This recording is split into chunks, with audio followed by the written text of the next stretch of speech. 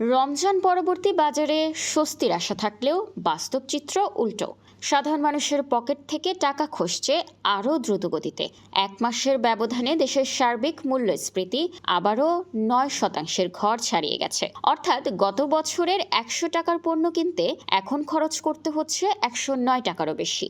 বাংলাদেশ পরিসংখ্যান ব্যুরোর হালনাগাদ তথ্য বলছে, গেল এপ্রিলে সার্বিক মূল্যস্ফীতি দাঁড়িয়েছে 9.04%, যা মার্চ মাসে ছিল 8.71%। খাদ্য ও খাদ্য বহির্ভূত উভয় খাতেই বেড়েছে এই চাপের পারদ।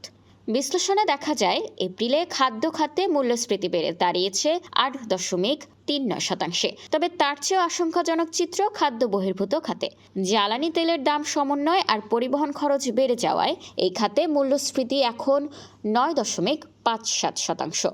মূল্যস্ফীতির এই আঁচ থেকে রেহাই পায়নি গ্রাম কিংবা শহর।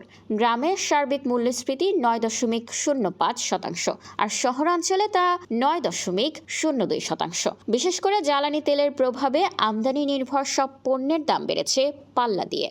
বিশ্ব ব্যাংকের ঢাকা কার্যালয়ের সাবেক প্রধান অর্থনীতিবিদ জাহিদ হোসেন বলছেন, সরকারিভাবে দাম বাড়ানোর আগেই বাজারে জ্বালানি ও পরিবহনের খরচ বেড়ে যাওয়ায় এই সংকট ঘনীভূত হয়েছে। আন্তর্জাতিক বাজারের অস্থিরতাও এর বড় একটি কারণ। অন্যদিকে মজুরি বৃদ্ধির হার মূল্যস্ফীতির তুলনায় অনেকটাই মন্থর। এপ্রিলে জাতীয় পর্যায়ে মজুরি বেড়েছে 8.16%। অর্থাৎ মানুষের আয় যে হারে বাড়ছে, ব্যয় বাড়ছে তার চেয়েও দ্রুত গতিতে, যার ফলে সঞ্চয় তলানিতে ঠেকেছে মধ্যবিত্ত ও নিম্ন আয়ের মানুষের। বাজার নিয়ন্ত্রণে সরকারি নানা উদ্যোগের কথা বলা হলেও সাধারণ মানুষের ভোগান্তি কমছে না। আসন্ন বাজেটে মূল্যস্ফীতি নিয়ন্ত্রণকে প্রধান অগ্রাধিকার দেওয়ার দাবি অর্থনীতিবিদদের। তারা বলছেন, সরবরাহ চেইন শক্তিশালী আর কঠোর বাজার তদারকি ছাড়া এই লাগাম টানা কঠিন হবে। আকাশছোঁয়া দামের বাজারে কতদিন টিকে থাকতে পারবে সাধারণ মানুষ? এই প্রশ্নের উত্তর এখন সাধারণের দীর্ঘশ্বাসে। নিউজ ডেস্ক, খোলা কাগজ, ঢাকা।